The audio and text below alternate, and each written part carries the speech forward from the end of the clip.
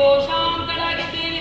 ತಂದೆಯ ನಿನಗಿದ್ದಂತಹ ಮಾತಿನಂತೆ ದುರುಳದಾನವರನ್ನು ನಿಗ್ರಹಿಸಿ ಅವರ ಶಿಲೆಗಳನ್ನು ಚೆಂಡಾಡಿದ ಬಳಿಕ ಸ್ವರ್ಗಲೋಕ ಪುನರಪಿ ನಿನಗೆ ಪ್ರಾಪ್ತಿಯಾಗಿದೆ.